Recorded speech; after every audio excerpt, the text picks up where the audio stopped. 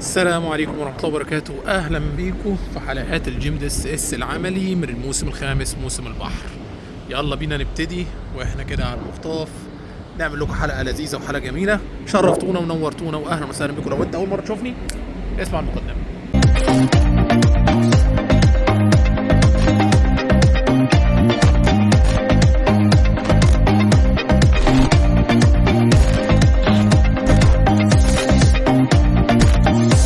السلام عليكم ورحمة الله وبركاته. أهلا وسهلا بكم، شرفتونا هنا على قناتنا المتواضعة. النهاردة حلقتنا حلقة جميلة جدا بتتكلم عن الويكلي تيست اوف جيم دي اس اس او ويكلي جيم دي اس اس تيست او انسبكشن حسب المسمى بتاعه. النهارده حلقه لذيذه جدا كنا عملناها قبل كده على القناه عندنا، بس بنعيدها النهارده بحيث انها تبقى مرجع واحد للويكلي، وعملنا الديلي ونزلنا الديلي. ابقى روح شوفه عشان تقدر تتابع معايا النهارده. مفيش اي صعوبه فيها، هي حاجه سهله جدا، بس اهم حاجه تبقى مرتب الافكار في دماغك وعارف انت رايح تعمل ايه بالظبط، وتتبع حاجتين مهمين جدا الا وهي او اتفاقيتين مهمين جدا الا وهي السولس والجيم دي اس اس مانوال. ولو عندك تعليمات من الشركه تبقى لازم تقرا المانوال بتاعك جدا، وخصوصا المانوال لو عندك راديو مانوال او نافيجيشن مانوال لازم تقراه جدا. ولو عندك تعليمات من الفلاج ستيت هتلاقيها مذكوره هنا برده في اللوب بتاعك ومذكوره في كل مكان. فده بس هم دول اللي انت تتابعهم. واهم حاجه بقى تتابعنا على قناه التليجرام، بننزل عليها معلومات سريعه وبنضيف عنها حاجات كتيره جدا لو حابين نتكلم. وتابعنا على قناه الواتساب، الرابطين موجودين في الديسكربشن تحت، انت مجرد بس ما هتبص عليهم هتوصل لهم ان شاء الله باذنك يا رب. غير كده مفيش اي صعوبه. فيلا بينا نبتدي حلقتنا، يلا بينا. اهلا وسهلا بيك، وعايزك بقى تعمل حاجه مهمه، تعمل لايك لو عجبك المحتوى ان شاء الله، وتشترك على القناه. بس اول حاجه بنشتغل عليها الا وهي الفي اتش اف. الفي اتش اف ممكن تعمله مع محطه وممكن تعمله مع شيب، لان هو في نفس الاريا. لو انت بعيد زي ما انا دلوقتي ومفيش محطات جنب منك، فانت هتعمله على ايه؟ مع مركب. انا كده عملت مع مركب وخلاص وعملنا التيست، فانا ما صورتوش بس انا هوريك دلوقتي الورقه بتاعته. بتاخد الورقه من هنا وتوقعها وتمضي عليها. طبعا بندخل على زي ما احنا عملنا بالظبط قبل كده دي اس سي. لو انت عندك الجهاز بتاعك جي ار سي اللي هو 1770 اللي هو الجي ار سي العادي ده، النوع ده التايب ده هتلاقيه. وبعدين هم الفاكشنز كلها والتعليمات كلها شبه بعضها. هتدخل على حاجه اسمها، بص بتضغط هنا، انت واخد بالك معايا، وتدخل على كلمه تيست وتعمل سيلف تيست وتكتب الام اس اي نمبر وتدخل تكتبه اللي هو بيتكون من 9 ارقام وتدخله هنا. هيبدا معاك التيست عادي. هتستنى الاكنولج اللي هي وصلتني اللي انا هوريها لك من اسم المركب اللي انا خدتها حواليا. وبكده تبقى انت عملت الويكلي تيست بتاع الفي اتش اف دان. بعد ما تكتب هنا وطبعا تكتب الارقام وتتاكد ان هي صحيحه، وده اهم حاجه. خلصنا من ده. بس انا عايز انبه على حاجه، تنساش في الويكلي تيست ان انت بتعمل الديلي تيست العادي اللي احنا عملناه، بس انا عشان ما نضيعش وقت الحلقه انت بتعمل ديلي تيست عادي خالص في الاول عشان تتاكد الفانكشنز بتاع الاجهزه كلها شغاله تمام، وبعد كده بتبروسيد في الويكلي. يعني ما تعملش الويكلي الاول، لا تعمل الديلي الاول. تعمل ديلي عادي خالص وتكتب النون بوزيشن وتكتب الديلي بتاعك وتكتب كمان تعليمات الشركه لو عندك عايزين يعملوا نافتكس ديلي وكله وخلصته، تيجي داخل على الويكلي. ماشي؟ مهمه جدا الحته ديت، ما تسرحش حاجه وما تكتبش حاجه لوحدها. لو عايز تضيفهم كلهم مع بعض، يعني عايز تكتب الويكلي وتيجي ضايف الويكلي والديلي مع بعض في السيناريو، مفيش، او الديسكربشن اللي انت هتكتبها او السمري اللي انت هتكتبها في اللوك بوك، مفيش اي مشكله. بس المهم تبين ان انت عملت ده وده. المره برضو المركب دي جنبنا اللي هي الكويت هنعمل معاها ويكلي بقى اللي هو بتاع الاي اي اس. طبعا الاي اي اس بتدخل على المسج هنا لو انت عندك الجي ار سي اللي احنا شرحناه اللي هو نزل على القناه، وانا عايزك تبقى تروح تبص عليه برده، هو بالانجلش وكل حاجه، بس حلقه ممكن نعمله بالعربي ان شاء الله باذن الله لو طلبته مننا. بندخل هنا تاني وندخل على كلمه مسج وسند مسج ديس تارجت. دايما تتاكد ان هو ادريست مش بودكاست، من بودكاست ده هيعمل حاجه تانية. وتكتب هنا كلمه، شايف، تيست، ايا كان كابيتال بقى مش مهم بقى دلوقتي، بس طبعا انت ممكن تنسقها وتعمل كلمه سند لو عايز تسيف لحد وقت معين. خلاص. طبعا لو انت ما عندكش الاوبشن ده، بس هتلاقي الاوبشن ده في اغلب الاكتس بتعملها من على الاي اي اس العادي برضو، ممكن اوريها لك. هنبعت دلوقتي بيقول لي انت عايز تبعت ده الام اس اي نمبر، بس تبعتها من على الاكتس اسرع. تقول له اوكي، هتروح ناو سندنج. لو انت عايز تكلم المركب كلمها، لو ما ردش ممكن تاكد معاها. قال لنا طبعا سند كومبليتد، فانا هستنى الرد بتاعه. ممكن دلوقتي بقى نكلمه ونساله زي ما انت هتشوف دلوقتي. Yes, can you acknowledge my AIS? Thank you so much for your cooperation. Thank you so much.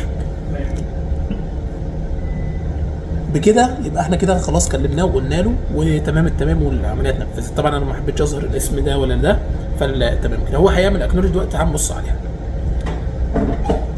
يلا بينا. هو بعت لي دلوقتي وقال لي بليز اكنولج تيست. بعد ما بعت لي الريبلاي فانا هعمل له ايه بقى؟ اديت، واقول له ايه؟ تيست. شايفين واخدين معايا بالكم؟ تيست ريسيفد اور اي حاجه يعني مثلا، تمام. ونيجي بعدين هنا ونقول له ايه؟ سند. خلاص هتوصل. يبقى احنا كده عملنا الويكلي بتاعنا والاي اي اس شغال تمام وبيبعت رسائل و100 100. المهمه الثانيه بقى هي ايه؟ الامرسات سي والام اف. يلا بينا. فانا اهو بكتب الديلي تيست العادي بالنون بوزيشن، هكتبه دلوقتي اللي احنا عملناه قبل كده، فانا مش عايز اضيع وقتكم. نيجي دلوقتي بقى على الامرسات سي. الامرسات سي الجي ار سي، الجهاز ده فيه اوبشن حلو جدا. انا عملت على فكره على اجهزه ثانيه، على فرون وعلى كذا حد بروح اشوف، يعني مش بس الجهاز ده بس. هقول لك الجهاز ده بتعمل ازاي. بتيجي عند كلمه الت ويو، طبعا تشيل دي الاول، الت ويو هيديك هنا انت عايز تعمل برفورمانس تيست، يبقى الت ويو، وبعدين تيجي هنا تنزل تحت برفورمانس تيست انيشن، تمام. اهي باينه عندك اهي، اضغط هيقول لك do you need initiate performance test؟ yes. انت اول ما هتعمل performance test كل الاوبريشن هنا اللي هتقف ما عدا الديسترس، تمام. ودي مهمه انك تبقى عارفها، يعني طبعا احنا بنعمل تيست ماشي، فاحنا مش عايزين ندخل في جدال كتير قوي الموضوع ده. يلا بينا نشيل ده تاني ونقول له يس. هيقول لي بقى اوتوماتيك تيست مود نورمال كوميونيكيشن ديسيبلد. خلاص اي كوميونيكيشن، عايز تبعت ايميلات، عايز تبعت اي حاجه، تستقبل اي حاجه، دونت بريس اني ديسترس بوتن انليس يو ار ان ديسترس. يعني هي دي بس الاوبشن اللي هيديهولك. انت بتسيبه شويه هو بيعمل برفورمانس تيست لكل حاجه، وهيظهر لك الريزلت كلها، بتطبعها وبعد كده بتعمل لها بوست او بتدخلها كمان في اللوج بوك اللي انت شغال بيه وحسب الطريقه اللي عندك. هو ده كده الويكلي بتاع البرفورمانس تيست. وفي حاجات ثانيه بتتعمل بس ده اهم واحد فيهم. احنا كده بنستنى لحد ما يخلص. برضه ما ننساش ان احنا بنعمل الباتري، بس احنا عملنا للباتري حلقه لوحدها، وعملنا في الديلي كمان، وعملنا في حلقه قبل كده، فمش هنزود على الناس هنا بقى حاجات وخلاص ما لهاش لازمه يعني. بس انت خليك فاكر انك تروح تشوف حلقه الباتري عشان تفهمها، عشان دي لوحدها بتبقى لها معضله شويه. نيجي بقى على الام اف الاتش اف. يلا بينا نحضر اول حاجه ايه؟ المحطه. انت بتختار المحطه بتاعت الام اف والاتش اف من البوست ده. طبعا كل سكن بيلد. انا هعمل لك حلقه ازاي تجيب الحاجات دي وتعرف مواعيد المحطات وتعمل الحاجات دي كلها، بس عشان برضو الوقت، لان انا لو شرحت ده هاخد وانا بحب اخد راحتي فاهم في الحاجات، فما بحبش حد يقول لي بقى لا ايه والوقت ومش الوقت والتعليقات اللي انا بسمعها كتير دي. احنا بنختار مثلا انا واقف فين. مثلا انا مثلا قريب من البرازيل، انا رايح البرازيل، يبقى اكتر حاجه قريبه مني هي كيب تاون او ريو دي جانيرو او المحطات الثانيه. بس انا عن تجربه، احنا بقى كل ما بنشتغل اكتر كل ما بنعرف مين اللي ممكن يرد ومين اللي ما يردش. ريو دي جانيرو بترد، وكيب تاون ممكن ترد، ومحطه النت. فانت لو في المنطقه دي طبعا انت ساعات ما بتبقى هو ده اللي قدامك كيب تاون بس، فانت ايه لازم يكون عندك صبر شويتين. فاحنا حضرنا وخدنا الام ام اس نمبر بتاعها، وهنبدا ندخل بقى بنحدد الاريا ازاي. انا لو بعيد يبقى ابعت على المسافات البعيده، او دي بقى اللي احنا هنقولها في سكن ميت في بعض معلومات سكن ميت مش هينفع. انا عايزك تبقى مشتاق كده ايه انك تشوف الحلقات. هنيجي عند الام اف اتش اف. طبعا هو جي ار سي واحنا شرحناه كده قبل كده واتكلمنا عنه. احنا بس بنحاول نعيد عشان نفكر الناس ان احنا اتكلمنا في الحاجات دي كتير، عشان ما حدش يجي يقول لك ايه ده وما تقولتش دي ليه. كل ده قلناه، وقلنا على البرينتر وكل الحاجات دي كلها، فاحنا مش عايزين نعيد اللي احنا حكيناه. فهنيجي في الام اف اتش اف نختار. طبعا معلومه مهمه جدا، انت لازم تبقى واقف على اقرب حاجه ليك، اقرب مدى، ومش تليفون دي اس سي، تمام. نيجي على المنيو وندخل على تاني ديسترس نون ديسترس كول، واللي احنا كل مره بننبه عليها. ندخل ونيجي عاملين كول تايم. انت خلاص عرفت من الفي اتش اف هتدخل على ايه؟ على سيلف انديفيدوال تيست، وبعدين تدخل بالادرس. انا دايما بحضر حاجه كده هقولها برده في حلقه سكن ميت، بحط المحطات هنا. فاستنوا تعالى انا لما اكتب المحطه، حضرت المحطه والاسم والام اس نمبر بتاعها والمسافه الفريكونسي اللي انا عايز اعمل عليه. ودي هنبقى نحكي فيها ليه بنختار الفريكونسي ده، هنحكيها في مكان تاني. طبعا خلاص انا حضرت، احنا قلنا بالمدى البعيد والحاجات دي. نيجي داخلين بعد ما كتبنا واخترنا الفريكونسي، نيجي عاملين كول. هيجي طبعا معانا دلوقتي شغال ويبدا يبعت، وهنستنى. احنا هنبعت ترانسميت، وهنقول لك برده التريكايه في الموضوع ده قدام شويه. مش عايز اقول لك كل حاجه دلوقتي عشان ما نزعجش. هو طبعا بيطبع دلوقتي وانا عامل طبعا الديلي تيست بتاعه، فهنستنى كده شويه ونشوف هيحصل ايه ان شاء الله. تستجيب. طبعا انا نسيت اصور لكم ان المركب الكويت اللي عملت معايا البي اتش اف من اهم الحاجات اللي انت ممكن تعملها اول ما بتشوف اي مركب حواليك، حتى لو مش الاسبوع بتاعك مش ويكلي انسبكشن، بتعمل معاها تيست. ولو انت قريب من محطه مغطيه الفي اتش اف، وطبعا هقول لك على الريزن ده او السبب ده، ممكن تعمل معاها برضو في اتش اف تيست. طيب الريزلت بتاعت البرفورمانس تيست، ريزلت ظهرت اهي بتاعت الامرساتسي. انا طبعا بعمل الحاجه واسيبها واروح اعمل حاجه ثانيه، او اسيبها واعمل حاجه ثانيه وهكذا. فعشان كده انت هتجمع معايا، وانت لازم هتعمل كده برضو. بيقول لك كل حاجه اوكي، مفيش اي مشاكل عندك. طبعا انت بتبص على الحاجات دي، خصوصا الترانسميت باور، انت بتبص على الفريكوانسي وكل شيء، وده مهم جدا ان انت تتابع كل حاجه بنفسك كسكن ميت. وطبعا مهم الابديت والبوزيشنز والحاجات دي كلها، احنا قلناها قبل كده في الامرساتسي. في حاله الامرساتسي روح بص عليها برضو.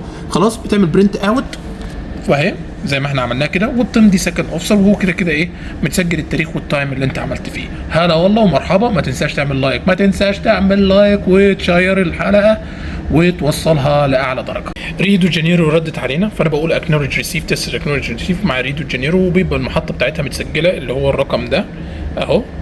خلاص تمام، وكده يبقى انت عملت. طيب انا عملت غلطه كده، انا ما قدرتش المسافه صح، فبعت له الاول على محطات على 4 زي ما انت قلت. كانت غلطه معلش في الفيديو، بس انت لازم تبعت على المدى البعيد، فاحنا مدانا بعيد عنه، فهو انا بعت له على 16 فاستجاب. طيب وكمان في حته بقى تركايه كده هنبقى نشرحها، انت ممكن تبعت على المحطات اللي هو شغال عليها 24 ساعه وفي التايمنج اللي هو بيستقبل فيه، ودي هنقولها في الادميرالتي بتاع الراديو ونشرحها باكتر. بس طبعا دلوقتي انا خلاص، فانا من الخبره بعد كده انت هتعرف المحطات ايه اللي بتستجيب وايه اللي ما بتستجيبش وامتى وده يعني الحاجات دي كلها هتيجي قدام، مش كل مره واحده. فاحنا كده الحمد لله كده الويكلي بتاعنا دان، برفورمانس ده وده كلهم دان الحمد لله كده، مفيش اي مشاكل عندنا. ايه بقى المطلوب عندك؟ مطلوب عندك في الويكلي فانكشن اوف دي اس اس اللي احنا قلناه، وبيقول لك اي earliest opportunity لما تلاقي كوستال ستيشن تبعت لها على طول، والباور سبلاي اللي احنا قلنا عليه الباور، وبنبدا نسجل الحاجات بتاعتنا كالمعتاد اللي هو البوزيشن والتست. انا مش عايز اقول لك السيناريو وانت بتكتب بقى المركب اللي انت عملت معاها والستيشن اللي انت عملت معاها ريو دي جانيرو، وبتسجل الام اس نمبر، وبتسجل هنا الراديو فريكوانسي. انت تكون فاميليار مع اللوج بتاعك. انا مش عايزك تحفظ، خصوصا السيناريو ما بحبش حد يحفظ سيناريو تكتبه بنفسك. طبعا انت بتتاكد من تعليمات الشركه ليك. انا عندي شويه حاجات زياده بس انا مش عايز اقولها لك يعني، لان ديت ممكن تكون صداع شويه بالنسبه لك. دي حاجات تانية، دي اديشنال، وحاجات تانية انت ممكن تلاقيها عندك في العالم، فكل عالم بيبقى ليه. بس برضو الموضوع سهل. المهم هم الفور ميجر اللي احنا اشتغلنا فيهم عليهم دول. من الحاجات المهمه جدا وانت بتسجل في اللوج بوك بتاعك انك تكتب التايم يو تي سي حتى لو مش مذكور عندك في اللوج بوك، وتذكر المحطات اللي انت عملت فيها، وتذكر المواقع والبوزيشن لو في مواقع وبوزيشن مطلوبه، خصوصا النون بوزيشن او البوزيشن اللي انت بدات فيه التست. ومن اهم الحاجات برضو انك تذكر مين المركب ومين المحطه والاسم وكل الحاجات دي. الحلقه ديت سريعه شويتين بس مهمه جدا انك تبقى عارفها، ان الويكلي انسبكشن بتاع الجيم ديس مش صعب، مش حاجه يعني صداع ولا اي حاجه خالص. انت المهم تكون مرتب امورك، ولازم تشوف حلقه الامرساتسي، وتشوف الحلقه بتاعت الباتري تيست، وتشوف الحلقه بتاعت الديلي تيست، وتشوف الحلقه برضو بتاعت المانثلي تيست اللي انا مش هعملها تاني، خلاص احنا عملناها قبل كده. ويبقى احنا كده قفلنا كل الجيم ديس تيست، مفيش اي صداع تاني خلاص هيحصل لك. ما تنساش بقى اهم حاجه مهمه، لايك، سبسكرايب، واشترك في قناه التليجرام، واشترك في قناه الواتساب. اشوفكم تاني في محتويات تانيه ان شاء الله كتير باذن الله يا رب. لو لينا عمر باذن الله وحده مكملين على طول معاكم. هلا والله ومرحبا.